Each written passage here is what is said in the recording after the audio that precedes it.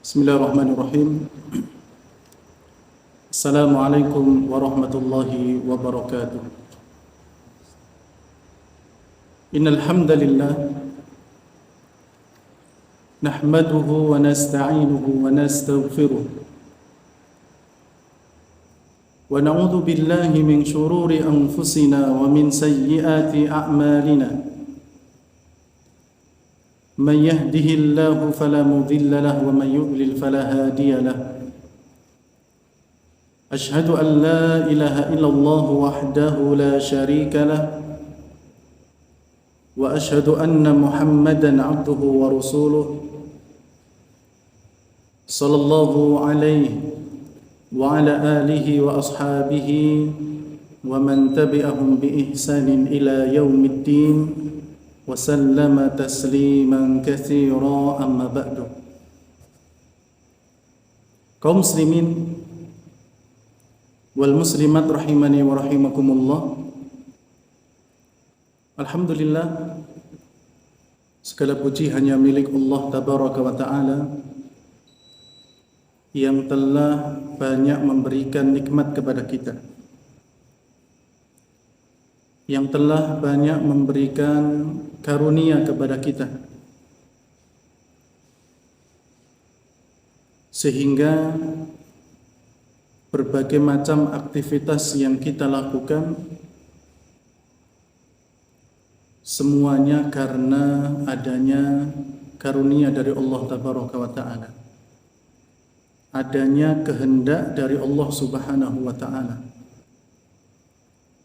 Oleh karena itu hendaknya nikmat yang telah Allah tabaraka wa ta'ala berikan ini kita gunakan, kita jadikan sebagai wasilah perantara untuk mendekatkan diri kepadanya, untuk beribadah kepadanya dengan melakukan amal-amal kebaikan dan juga amal-amal ketaatan. Segala puji hanya milik Allah tabaraka wa ta'ala yang masih memberikan kesempatan kepada kita untuk bisa thalabul ilmi, menuntut ilmu agama Allah subhanahu wa ta'ala, untuk memperdalam wawasan kita terkait dengan agama Allah subhanahu wa ta'ala, apalagi mempelajari sosok panutan, mempelajari seseorang yang menjadi suri teladan, ya, mempelajari sosok yang menjadi suri tauladan kita. Beliau adalah Nabi kita Muhammad sallallahu alaihi wa alihi wasallam. Kaum muslimin wal muslimat rahimani wa rahimakumullah.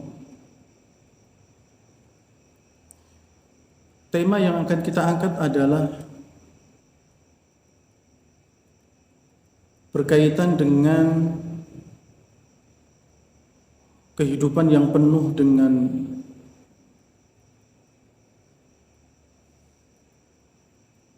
tuntunan, kehidupan seseorang yang penuh dengan pelajaran. Tema yang kita angkat adalah terkait dengan as-sirah an-nabawiyah, perjalanan hidup Nabi kita Muhammad sallallahu alaihi wa alihi wasallam. Dan yang perlu dicatat, ini merupakan pelajaran yang penting. Jadi di antara pelajaran dalam agama kita selain tauhid ataupun akidah, selain dari akhlak atau adab, selain dari fikih dan yang lainnya, pelajaran as-sirah an-nabawiyah, pelajaran tentang kehidupan Nabi kita yang mulia Muhammad sallallahu alaihi wasallam adalah pelajaran yang penting. Di sanalah kemudian kita bisa melihat secara menyeluruh bagaimana beliau sallallahu alaihi wasallam. Kita juga bisa melihat bagaimana akhlak beliau, bagaimana beliau bermuamalah dengan keluarga, beliau bermuamalah dengan para sahabat. Demikian pula ketika beliau menjadi seorang pemimpin dan juga pendakwah. Banyak orang di kalangan umat ini yang mereka membaca sejarah biografi orang-orang terkenal dan sukses. Tidak lain di antara tujuan mereka adalah agar bisa menirunya, agar bisa juga menjadi orang yang sukses. Maka kalau dengan membaca biografi mereka bisa mendapatkan manfaat, maka ketika kita membaca dan mempelajari kehidupan Nabi kita yang mulia Muhammad sallallahu alaihi wasallam, maka tentu lebih patut dan lebih dapat memberikan manfaat. Kaum muslimin wal muslimat rahimani wa rahimakumullah, mengapa harus mempelajari sirah? Mengapa harus mempelajari sirah Nabi Muhammad SAW? Tentunya karena ada beberapa alasan. Di antaranya adalah agar lebih mengenal sosok Nabi Muhammad SAW. Jadi yang pertama, agar lebih mengenal sosok Nabi Muhammad sallallahu alaihi wasallam. Nabi kita Muhammad sallallahu alaihi wasallam adalah manusia terbaik. Beliau adalah nabi dan rasul terbaik. Beliau merupakan panutan kita. Oleh karena itu jamaah yang dirahmati oleh Allah Tabaraka wa Ta'ala, kita sebagai umatnya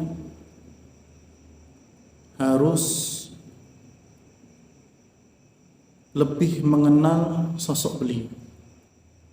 Beliau ini merupakan suri tauladan kita, yang hendaknya kita mengambil pelajaran dari apa yang beliau telah ajarkan.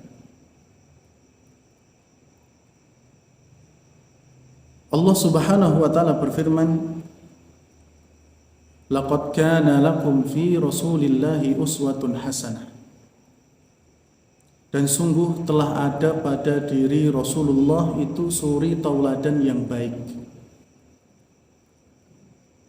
Liman kana yarjullaha wal yawmal akhir wa dzakarallaha katsiran. Bagi siapa yang mengharapkan pahala dari Allah Subhanahu wa Ta'ala dan juga berharap hari akhir, dan dia adalah orang yang sangat banyak mengingat Allah Subhanahu wa Ta'ala. Jadi di dalam surat Al-Ahzab ayat 21 ini, Allah Subhanahu wa Ta'ala telah memberikan petunjuk kepada kita agar melihat kepada sosok Nabi kita yang mulia sallallahu alaihi wasallam. Karena beliau adalah uswatun hasanah, suri tauladan yang baik. Ya, laqad kana lakum fi Rasulillahi uswatun hasanah, dan sungguh telah ada pada diri Rasulullah itu suri tauladan yang baik. Di sini Allah Subhanahu wa Ta'ala memakai isim nakirah, uswatun hasanah, yang menunjukkan bahwa suri tauladan yang diajarkan Nabi ataupun contoh yang dapat kita ambil dari Nabi tidak cuma hanya dari satu sisi, tapi dari banyak sisi. Dan yang dicontohkan Nabi juga banyak, tidak cuma dari satu sisi. Oleh karena itu Allah mengatakan uswatun hasanah. Laqad kana lakum fi Rasulillahi uswatun hasanah. Jadi contoh yang Nabi berikan, tauladan yang dapat kita ambil dari beliau tidak cuma satu, dua, akan tetapi banyak. Apakah ketika sebelum berumah tangga, ataukah ketika sudah berumah tangga, ketika bersama keluarga, atau ketika bersama para sahabat, atau ketika menjadi pemimpin, atau kemudian ketika bergaul dengan rakyat, atau bahkan ketika berpolitik, ataupun dalam hal-hal yang lain, terutama dalam hal ibadah kepada Allah Tabaraka wa Ta'ala. Oleh karena itu tujuan pertama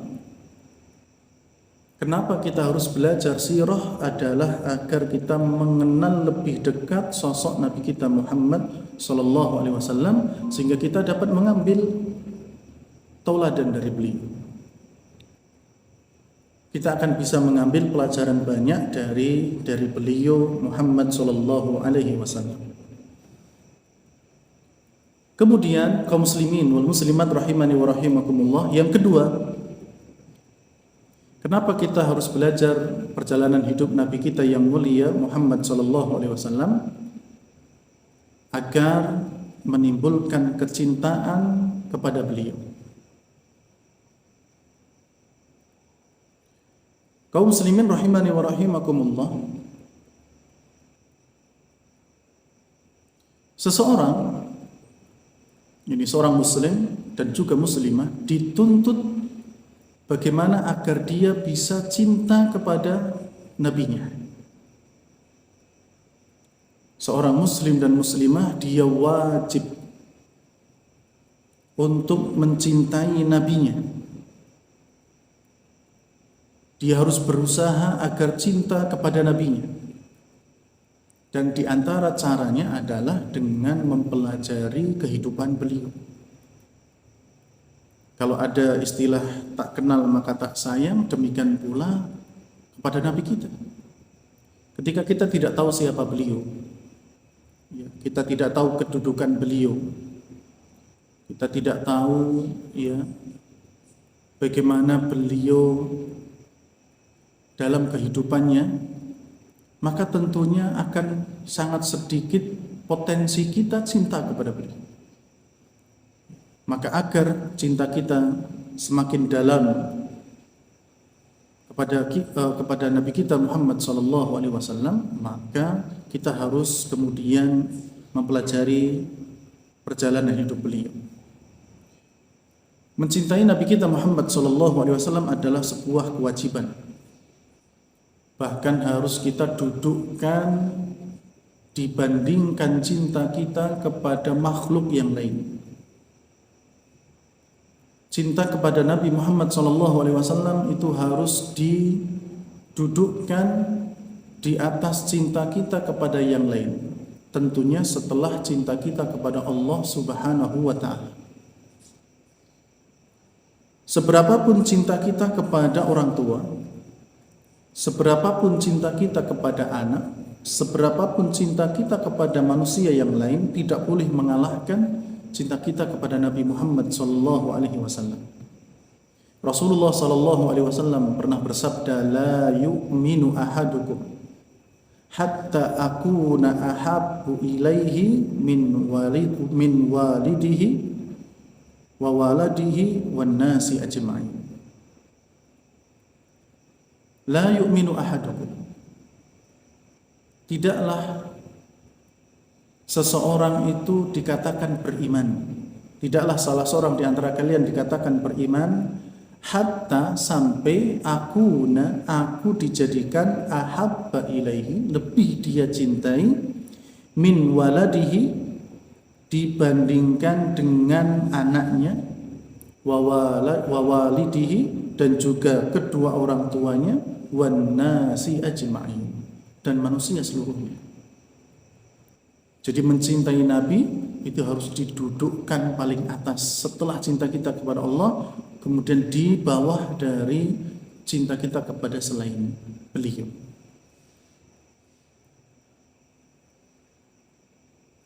Kita pun telah mendengar ya, dialog Nabi SAW dengan Umar bin Khattab radhiyallahu taala. Umar pernah berkata, "Ya Rasulullah, wahai Rasulullah, la anta ahabbu ilayya min kulli syai'in illa min nafsi." Sungguh engkau adalah orang yang paling aku cintai di atas segala sesuatu selain aku, ya, selain diriku. Faqala lahu Nabi, maka Nabi SAW mengatakan, la walladhi nafsi biyadih, tidak begitu wahai Umar, demi zat yang jiwaku berada di tangannya, hatta akuna ahabba ilaika min nafsik, sampai engkau jadikan cinta kepadaku atau cintamu kepadaku melebihi dirimu sendiri. Jadi kalau kamu cinta kepadaku, maka harus di atas segala sesuatu termasuk dirimu sendiri. Faqala Umar, lalu kemudian Umar mengatakan, wallahi la anta ahabbu ilayya min nafsi. Lalu Umar mengatakan, demi Allah, aku sangat mencintaimu wahai Rasulullah melebihi cintaku pada diriku sendiri. Faqala, maka kemudian Nabi mengatakan, al-an ya Umar, sekarang wahai Umar, ini baru benar wahai Umar. Jamaah yang dirahmati oleh Allah tabaraka wa taala, terkadang seseorang cinta kepada orang lain itu karena mungkin fisiknya, atau mungkin karena dia memiliki jasa yang besar, atau mungkin juga karena akhlaknya yang baik. Jadi terkadang orang lain senang dengan yang lainnya itu karena fisiknya, atau juga karena akhlaknya, atau juga karena dia memiliki jasa. Maka kalau kita bandingkan dengan Nabi, maka Nabi pun adalah manusia yang fisiknya luar biasa, akhlaknya tidak diragukan lagi. Demikian pula jasa beliau bagi kita. Oleh karena itu tidak ada alasan bagi kita untuk kemudian tidak mau mencintai Nabi kita Muhammad sallallahu alaihi wasallam. Kemudian kaum muslimin wal muslimat rahimani wa rahimakumullah, alasan yang ketiga kenapa kita harus mempelajari as-sirah an-nabawiyah, perjalanan hidup Nabi kita Muhammad SAW, adalah karena besarnya perhatian para ulama terhadap as-sirah an-nabawiyah. Sesungguhnya tidak hanya para ulama, kisah itu merupakan bagian dari apa yang disebutkan dalam Al-Quran. Ya, tatkala kita membaca Al-Quran dari awal sampai akhir, kita akan temui kisah-kisah, ya, kisah-kisah orang terdahulu, sehingga kisah ini juga menjadi metode pembelajaran dari Allah Tabaraka wa Ta'ala untuk umat ini. Mereka disuguhkan kisah-kisah. Ada kisah yang baik, ada kisah yang buruk. Kisah yang baik tentunya ini yang hendaknya dicontoh. Adapun kalau ada kisah yang buruk, maka hendaknya ini yang dibuang, ini yang ditinggalkan. Ada kisah para nabi, ada kisah orang-orang soleh seperti Luqman, ya, seperti Dzulqarnain. Kalau kisah nabi, ada Nabi Muhammad SAW, ada Nabi Musa, ada Nabi Isa, dan juga nabi-nabi yang lain. Jadi kalau kisahnya bagus, ditiru, diambil. Tapi kalau kisahnya yang buruk, seperti kisahnya Fir'aun, seperti kisahnya Yahudi yang membangkang, kisahnya Qarun, dan yang lainnya,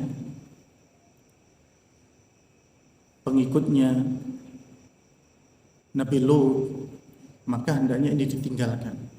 Karena apa yang mereka lakukan merupakan perkara yang dimurkai oleh Allah Tabaraka wa Ta'ala.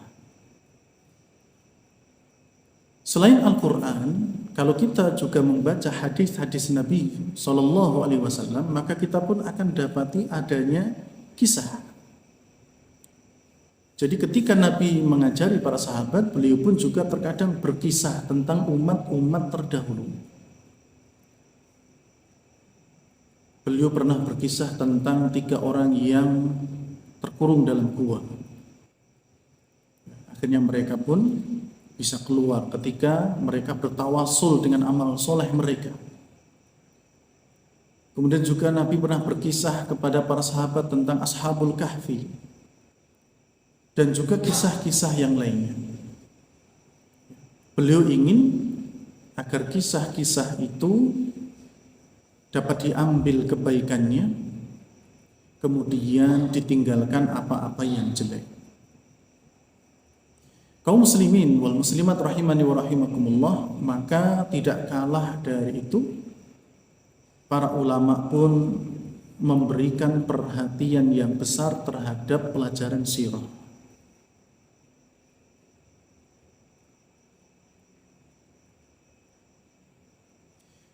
Disebutkan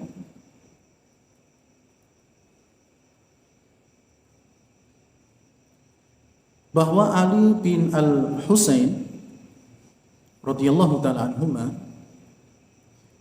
beliau pernah berkata, kunna nu'allimu maghaziyan Nabi sallallahu alaihi wasallam wa sarayahu kama nu'allimu surata minal Qur'an, kama nu'allimu surata minal Qur'an. Kami dahulu diajari tentang peperangan-peperangan yang dipimpin oleh Nabi SAW, sebagaimana kami diajari satu surat dari Al-Quran. Luar biasa, para pendahulu kita yang soleh, mereka memiliki perhatian besar ya terhadap perjalanan hidup Nabi SAW. Ya, sampai-sampai dikatakan kami dahulu diajari tentang peperangan-peperangan Nabi sebagaimana kami diajari Al-Quran, sebagaimana kami diajari satu surat dari Al-Quran. Para pendahulu kita yang soleh itu kalau mengajari anaknya Al-Quran atau mereka mempelajari Al-Quran itu tidak sembarangan, bertahap, sedikit demi sedikit, pelan-pelan ya, tidak terlalu terburu-buru ya. Mereka mempelajari 1, 2, 3, 5 ayat, setelah tahu maknanya kemudian mereka lanjutkan lagi, terus seperti itu. Kalau mereka mengajari anaknya satu surat, berarti mengajarinya juga lama, pelan-pelan.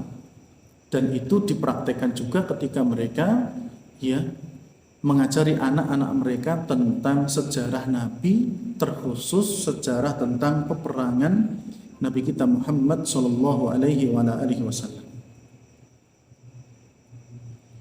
Hal yang sama juga disampaikan oleh Al-Imam Az-Zuhri rahimahullah ta'ala.